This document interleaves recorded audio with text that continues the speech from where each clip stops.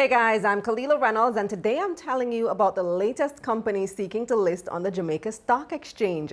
It's the remittance and cambio company Alliance Financial Services Limited. You may recognize them as the main agent for MoneyGram in Jamaica. They've launched their initial public offer to be listed on the main market of the JSE, so this is a big one, guys. I'm going to be joined in just a moment by Chairman and CEO Peter Chin and Vice President and Co-Chairman Robert Chin. But first, here are the details of the offer. Alliance Financial Services Limited is selling 1.2 billion ordinary shares in the company. The shares are going for $1.59 each, and the smallest quantity you can buy is 5,000 shares. So you can participate in this offer for about 8,000 Jamaican dollars plus fees. That's about $55 US. There are reserved shares for Alliance employees, key partners, and the broker JMMB, but all at the same price of $1.59. In total, they're seeking to raise just under 2 billion Jamaican dollars, or about 14 million US dollars. The offer opens December 28, 2020, and is scheduled to close on January 11, 2021. But remember, it could close early. The lead broker is Jamaica Money Market Brokers, JMMB. Time now to hear all about the newest company coming to the market. Hi, Robert. Hi, Peter. How are you all doing? We're fine, thank you. Very good. Exciting times ahead, huh? Definitely. That's right. We're now in December recording this. I heard about this IPO in January at the JSE's conference, and it was announced at the time that this big IPO was coming to the market, the main market, in February, and then bam, look at COVID, look at life, huh? I'm telling you, life has so many unexpected turns. What has the last few months been like for you guys there at Alliance? Challenging, because COVID has impacted our business. It has impacted our cambio side of the business. That's the foreign exchange services business. And because we have a lot of linkages to the tourism industry.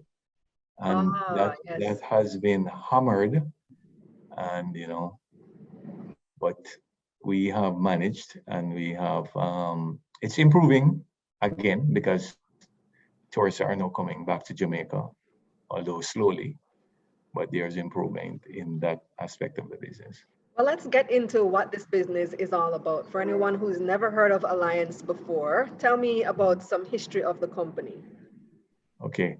We started as Alliance Investment Management in January 1997. The company at that time was licensed by the Financial Services Commission to do investment management, or a dealer, licensed securities dealer. And also we were licensed by the Bank of Jamaica to do cambio activities. In 2005, we split off the company into Alliance Financial Services, which dealt with the cambio business. And at the same time, we got, we were appointed one of the master agents for MoneyGram in Jamaica. And that business was also licensed by the Bank of Jamaica. So the new entity, Alliance Financial Services Limited, had activities licensed by the Bank of and supervised by the Bank of Jamaica. And we kept Alliance Investment Management separately, which was supervised by the Financial Services Commission. You also have Alliance Payment Services. So you have different companies under the Alliance banner, but it's only Alliance Financial Services Limited, AFSL, that's listing, right? Yes. In earlier this year, the Bank of Jamaica regulations changed for payment services, and the card portfolio business of Alliance Payment Services was acquired by Alliance Financial Services.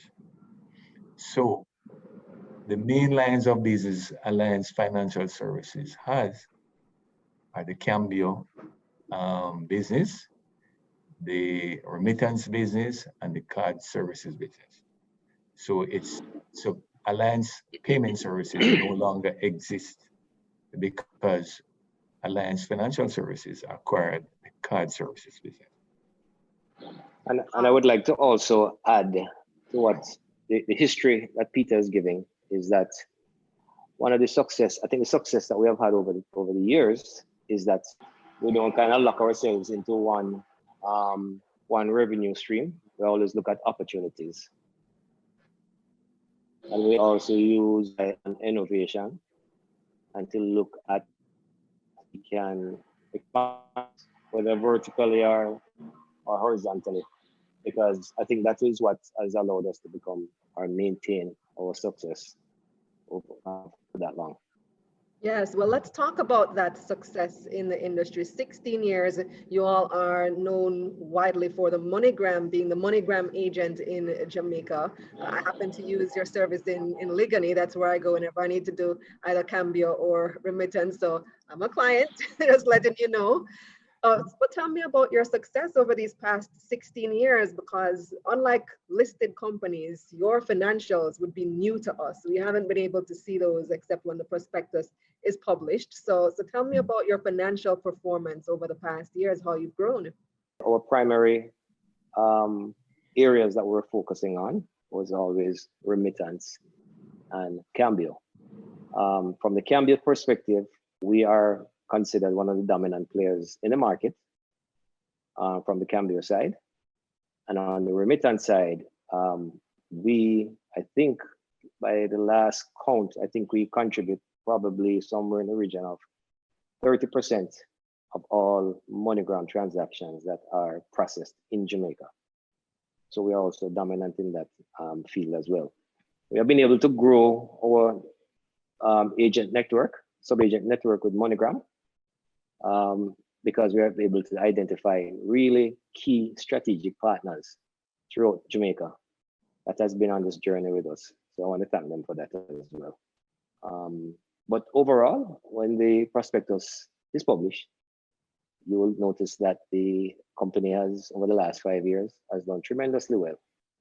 And our intention is to continue to grow the business. Yeah, just to elaborate a little bit on the cambio side.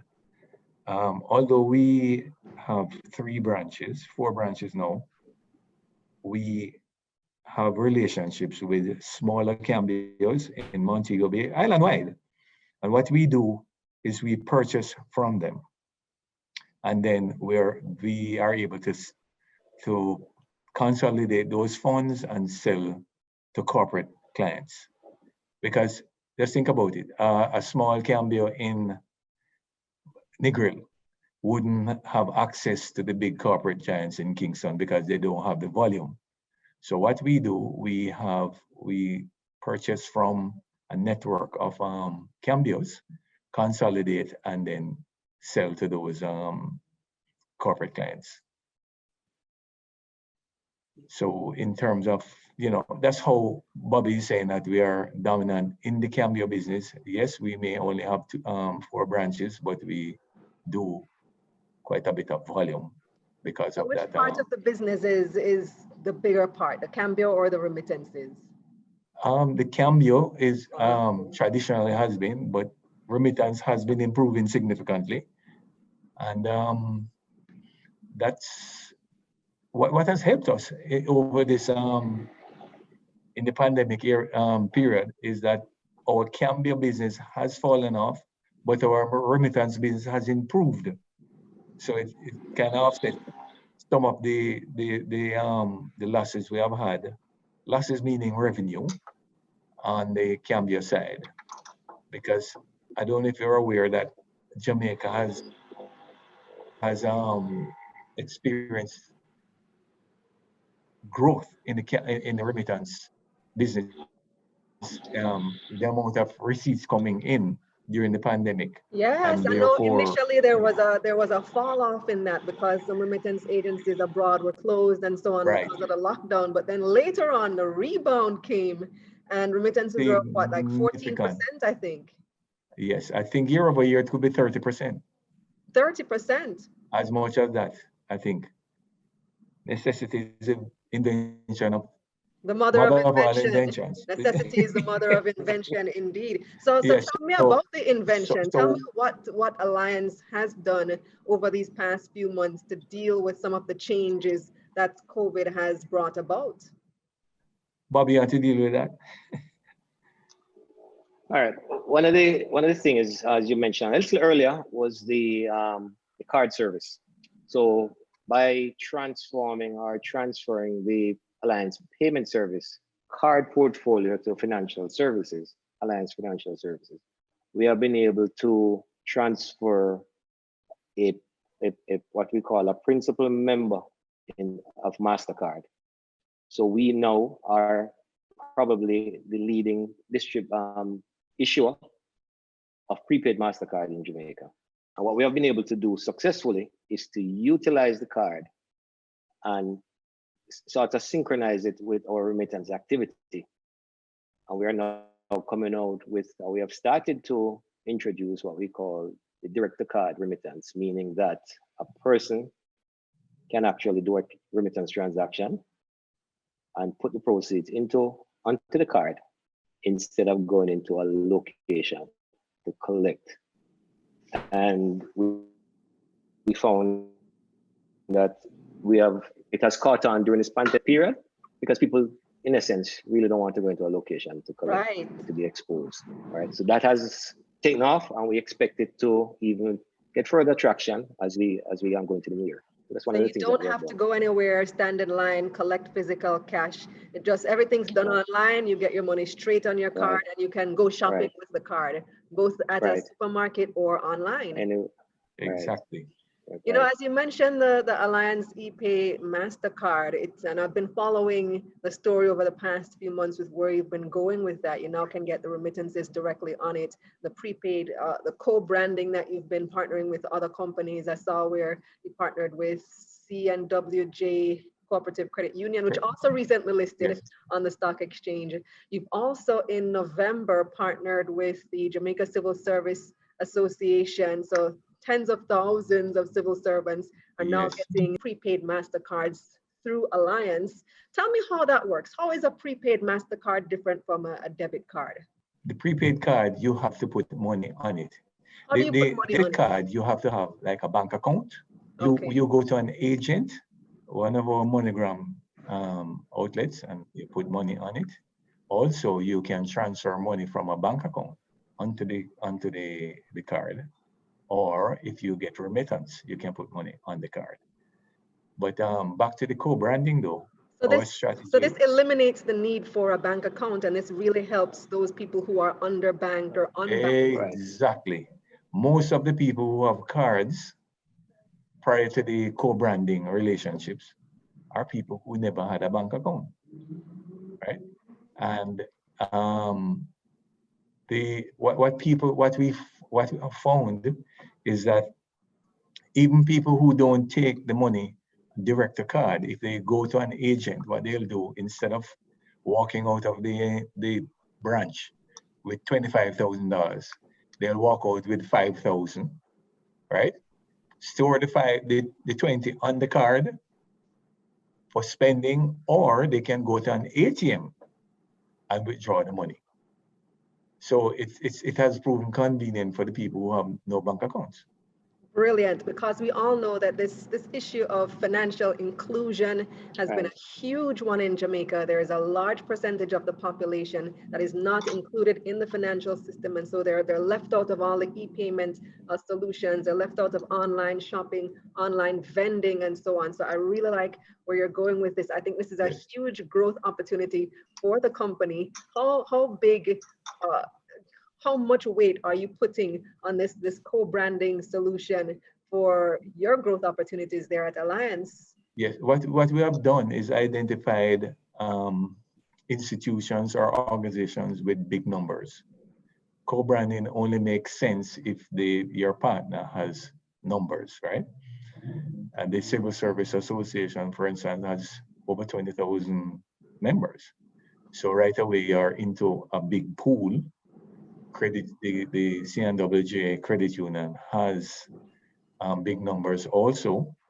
So what it really does is give the members of those organizations or institutions the benefits of a MasterCard, and also whatever benefits those institutions or organizations may have.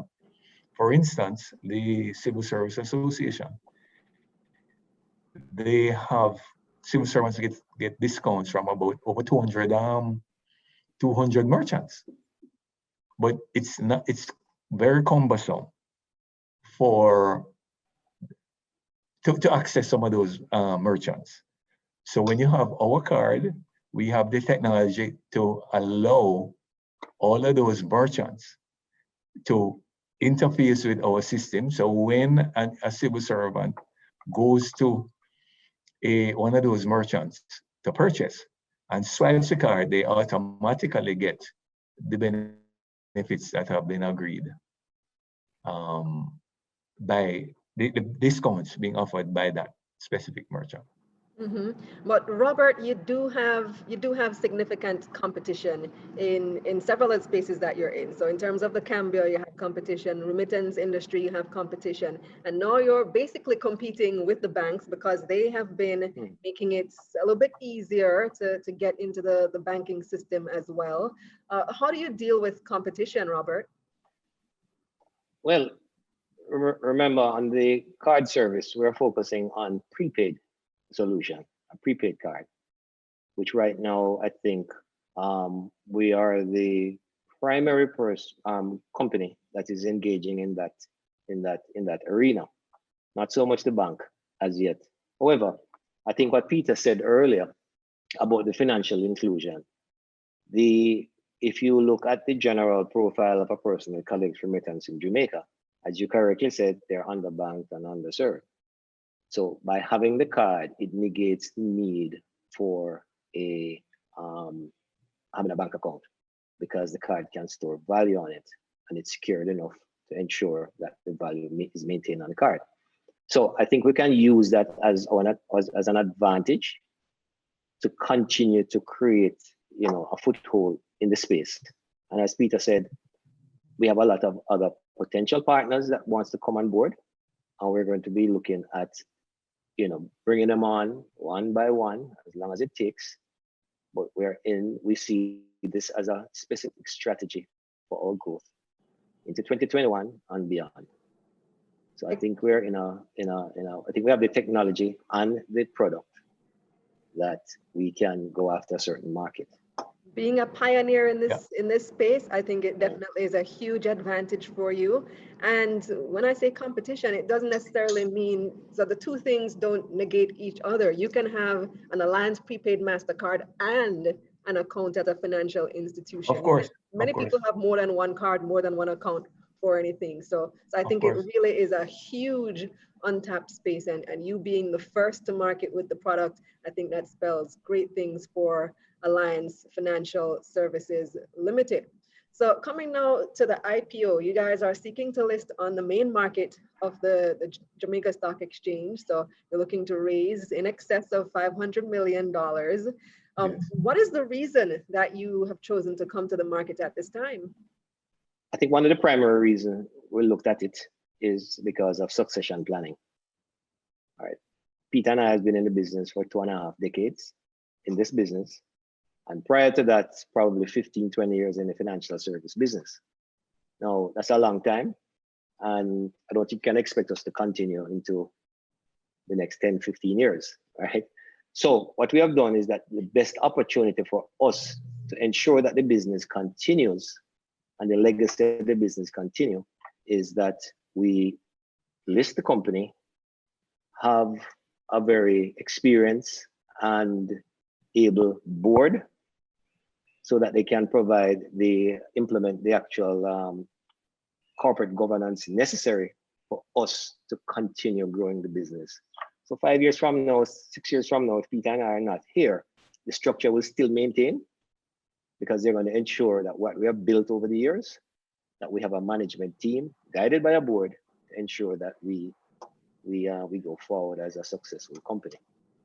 the other reason I think also Are is either of that you looking to retire anytime soon? No. That's what I was going to say. Don't listen to when you say 5 years Okay. or 6 years.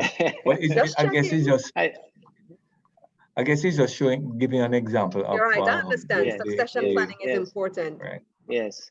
And the other two reasons again is one, along the journey, there are many people that has come along with us, very loyal customers, partners, and I think it's about time that we reward them or we give them the opportunity to be a shareholder in the success that they have helped us build and create.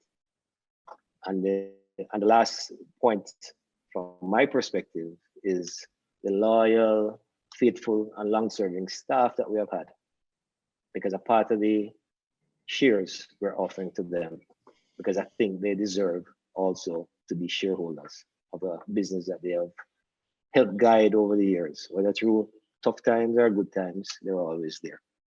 So those are some of the critical reasons why I think we choose to come. Yeah, what we have also done to Kalila to make sure that our staff members can participate in the IPO is we have arranged financing for them to help purchase the amount of shares that they want to acquire. And I would say every single one has accepted and are ready to go once we list. I love that. I love that you are including your staff and making them part owners in this historically, this family company, this legacy that you guys have built over the past decades. So what are your intentions for the proceeds of this raise? What do you intend to do with the funds raised from the IPO? Well, we have projects that we're looking at personally, and essentially what we're doing, we have built this business for over 20 years, and the truth is we'd like to take some some of the profits that we have made. I don't blame you. Why not, right? Yes, why not? And at the same time, as I said, get other people involved. And are you looking at any acquisitions? You don't have to say which, just we have some opportunities that we have started that we think need some funding, personal funding, and this is one we have, acquiring. So you have established this market presence in Jamaica. Are you looking at expanding beyond Jamaica as well? Are those in your plans, growth plans? Not possibly. Immediate, but yeah, possible, because you know what's happening because of the programs we're doing with the prepaid cards.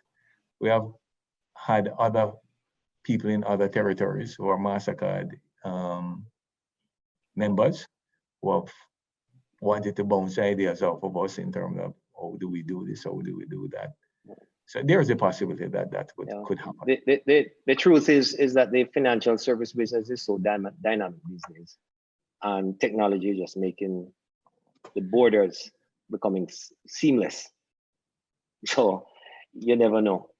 It will take you into areas that you probably never envisioned you would do 3, 4, 5 years ago.